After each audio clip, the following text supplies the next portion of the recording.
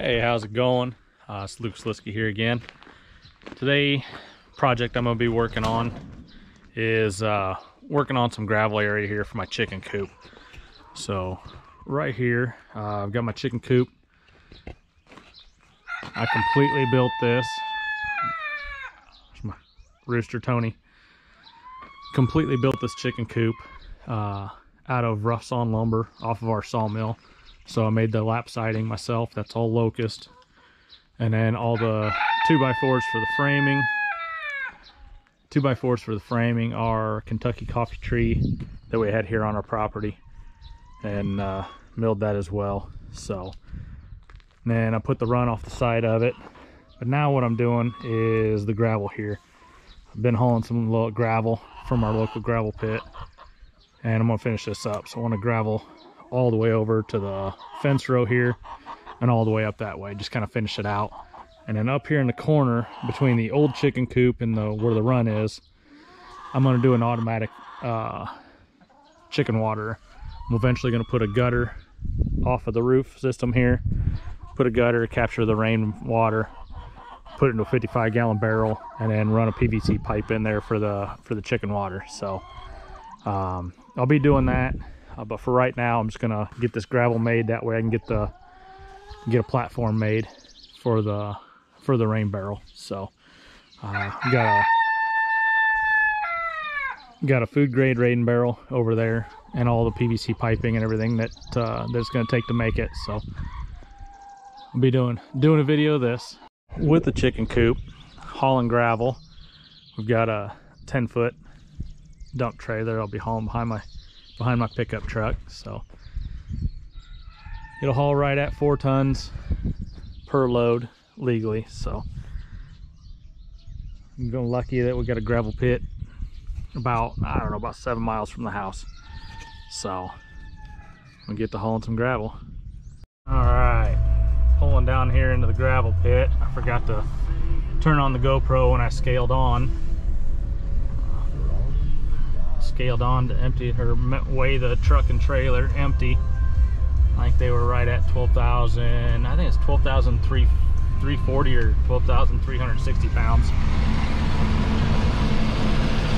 But there's the processing plant. We got the oversized right here. I think the 2x3 wash rock, and then I think they got the little over inch wash rock. I believe that's their pea gravel or buckshot. And they got some finer material there. Well, it's pretty handy having this gravel pit so close to home. It'd be nice if we had an angular rock gravel pit where they do like fracture rock, white rock, stuff like that. But all we got is this wash rock here. But they got plenty of it. We can get clay. They got a clay stockpile right there. They've got a black dirt stockpile, fill sand, big conveyor belt here that runs all the way up to the plant, and that's how they feed that plant. So they've got a hopper feeder right there.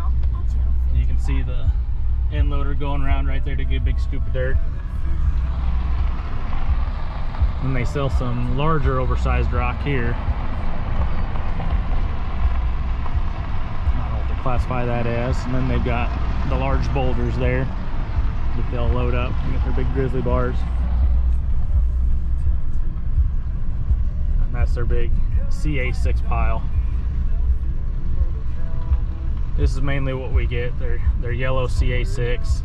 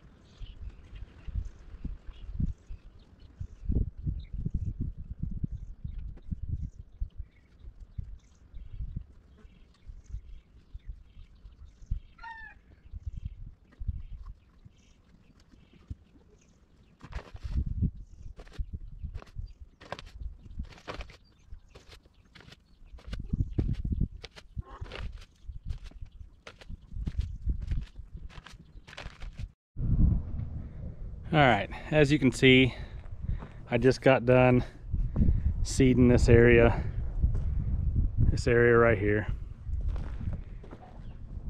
We got a little 38 horse Kubota, or my dad does, a little tiller for it, a little John Deere tiller, and it does a real good job.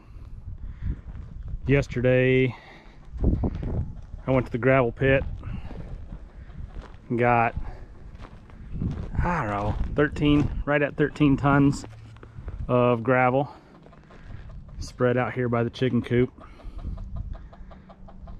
Just got tired of walking around in the mud, getting ready to take care of the chickens. Most of the time, even though, I don't know if you can really see it very well because of where the sun's at. There we go, a little bit better. We've got a few boxes there. I've got to get some more boxes. That was all that our local farm store had. But in my first coop that I built here, I've got boxes set up on the back side here that just hinges down, and I don't know, I've got 7 boxes in there or something like that. In all honesty, our chickens prefer those. It's darker, they feel a little more confined, or hidden, I should say. So our chickens prefer that. But I got these outside boxes in, they lay in. You can see one of our older chickens is up there laying on an egg. I'm gonna get a few more, 5 more of those plastic nesting boxes from the farm store, and then I'm gonna put a roof on that angle portion there with some rough sawn lumber from the sawmill, and they should enjoy that a little bit more. So but anyways, back to this original project here. I said I brought in 13 tons on this last load, but then I had probably another 6 or 7 tons before, probably closer to 2 loads. So I'm